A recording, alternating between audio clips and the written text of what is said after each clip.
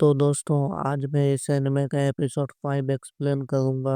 अगर आपने इसके पहले के एपिसोड नहीं देखे हैं तो मैं डिस्क्रिप्शन में प्लेलिस्ट का लिंक दे दूंगा, वहां जाकर आप देख सकते हैं। तो चलिए, अब बिना किसी देरी के इस वीडियो को शुरू करते हैं।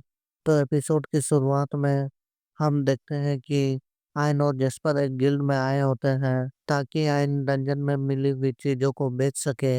तभी जब काउंटर वाली लड़की जिस्पर को देखती है, वो उसे पहचान लेती है कि वो कौन है, और उसकी तरह सब उसे पहचान लेते हैं। इसलिए सब ये सोचने लगते हैं कि अगर आयन जिस्पर के साथ आया है तो उसमें जरूर कुछ बात होगी। पर जब काउंटर वाली लड़की आयन का कार्ड देखती है, वो हैरान हो जाती है और उसे समझ नहीं आता कि आयन जैसा मामूली अप्रेजर जेस्पर जैसे के साथ कैसे है। और फिर सब आयन के बारे में ही बात करने लगते हैं। तभी जेस्पर आयन को अपना कलेक्ट किया हुआ सामान निकालने को कहता है, और आयन जब सब कुछ निकाल देता है तब भी किसी को आयन पर यकीन नहीं होता। और फिर वो ये बात करने लगते हैं कि ये सामान या तो नकली है या फिर आयन ने इसे चुराया है। ये सब बात सुनकर आयन थोड़ा दुखी हो जाता है।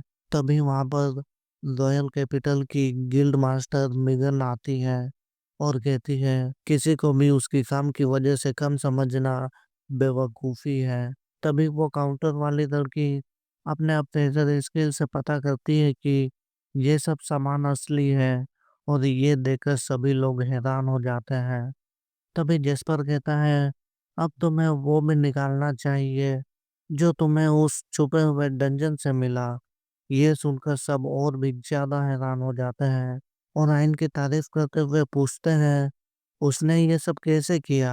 ये सब देखकर आयन थोड़ा घबरा जाता है और फिर वहां से भाग जाता है। तभी सीन शिफ्ट होता है। आयन हॉट स्प्रिंग में बैठकर ये सोच रहा होता है कि गिल्ड में क्या क्या हुआ। तभी यूरी उसके पीछे आ जाती है। उसे देखकर आयन कहता है, तुम यहाँ क्या कर रही हो। ये देखकर यूरी कहती है, तुम मुझसे दूर क्यों भाग रहे हो। तभी मीना पीछे से आके यूरी को बताती है कि आयन उसे देखकर अंदर से गर्म हो गया है, इसलिए वो दूर भाग रहा है। पर यूरी को मीना की बात नहीं समझ आती। तभी आयन कहता है कि ऐसा कुछ नहीं है, और तुम दोनों यहाँ क्या कर रही हो। ये लड़कों की जगह है। इसमें मीना कहती है, हम स्पिरिट्स हैं, तो फिर हम इंसानों के नियम क्यों माने। ये सुनकर आयन कहता है, क्योंकि ये इंसानों की जगह है। इसमें मीना कहती है, लगता है तुम मेरी बहन को ऐसे देखकर उसके बारे में उल्टा सीधा सोच रहे हो। आयन इसमें मना करता है, पर आयन जब यूरी को देखता है उसके होश उड़ जाते हैं।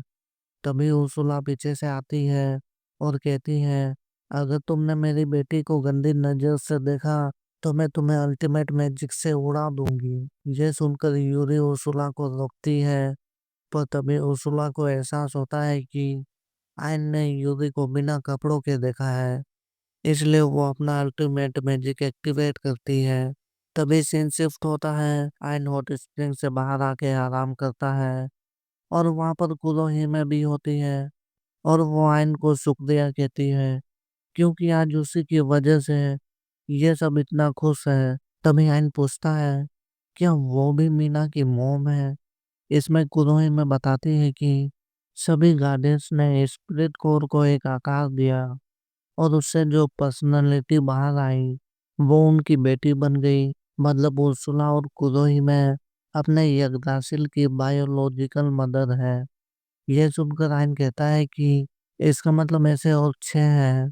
इसमें कुरोही में बताती है कि 6 नहीं बल्कि 7 है, क्योंकि जो यगदा से सूख गया था वो अभी भी जिंदा है, और वो इन सब की बड़ी बहन है, और वो अपने गार्डियन के साथ है। ये सुनकर आयन थोड़ा शांत होता है।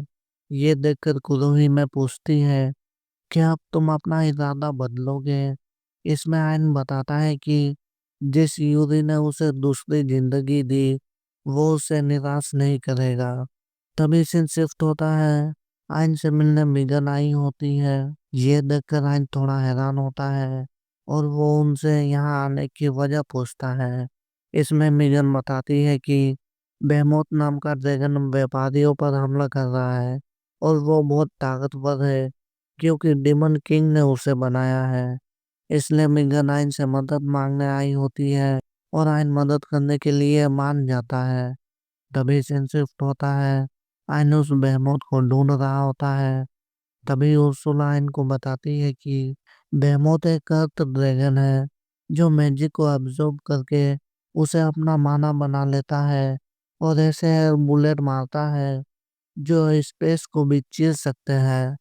तभी आयन लोकेशन पर पहुंच जाता है और वहां पर अपना अल्टीमेट मैजिक इस्तेमाल करता है, जिस वजह से वो बेमौत जमीन से बाहर आता है और आयन को देखकर सोचता है ये कितना कमजोर है और अपने पास्ट को याद करता है जब वो सबको मारता था और उसके बराबर का कोई नहीं था। तभी वो कहता है क्या इस दुनिया में ऐसा कोई नहीं है जो मेरी टक्कर का हो। इसमें आयन डिमन किंग की बेइज्जती करता है उसे कमजोर कहकर। यह सुनकर बेमौत बहुत ज्यादा गुस्सा हो जाता है और आयन पर अपने एयर बुलेट मारता है, पर आयन अपनी स्पीड की मदद से उससे बच जाता है।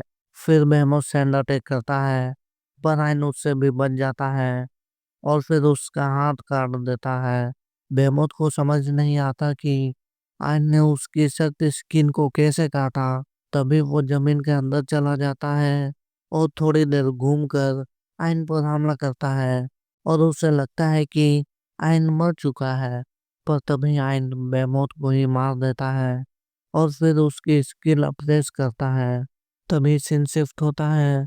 आयन और यूरी क्लोरिया के पास आए होते हैं। क्लोरिया बताती है कि उसके डैड आयन से मिलना चाहते हैं। तभी क्लोरिया के डैड यानी शहर के राजा आ जाते हैं। ये देखकर आयन अपना सर झुकाता है। इसमें राजा जी कहते हैं इसकी कोई जरूरत नहीं है और फिर ये सब बातें करने लगते हैं। राजा जी ने आयन के बारे में सुना होता है कि उसी ने बेमौत को मारा है। आयन को समझ नहीं आता कि राजा जी को ये सब कैसे पता चला। इसमें क्लोरिया बताती है कि उसने आयन की बस थोड़ी सी तारीफ की है। तभी राजा जी आयन के सामने अपना सर झुकाते हैं क्योंकि उसने क्लोरिया को बचाया था। इसलिए एक बाप होने के नाते वो ऐसा कर रहे हैं। पर आयन बताता है कि ये सब यूरी ने किया है, इसलिए फिर वो यूरी को शुक्रिया कहते हैं। पर यूरी थोड़ा डर जाती है। इसमें आयन राजा जी को बताता है कि यूरी नए लोगों से मिलने में डरती है। फिर कुछ देर बाद इनकी बात खत्म होती है और राजा जी जाने से पहले आयन को एक रॉयल सिंबल देते हैं जिससे आयन कहीं भी आ जा सकता है। आयन इसके लिए शुक्रिया बोलता है। तभी सीन शिफ्ट होता है। जो इधर जगह आयन की बातें सुन रहा होता है और सोच रहा होता है वो शुरुआत में आयन से ज्यादा ताकतवर था, इसलिए अभी भी उसे ही ज्यादा ताकतवर होना चाहिए। तभी वहां पर एक लड़की आती है और जॉर्ज से कहती है मेरा नाम कितना है और मैं एक स्पिरिट हूँ। और फिर यह एपिसोड यहीं खत्म होता है।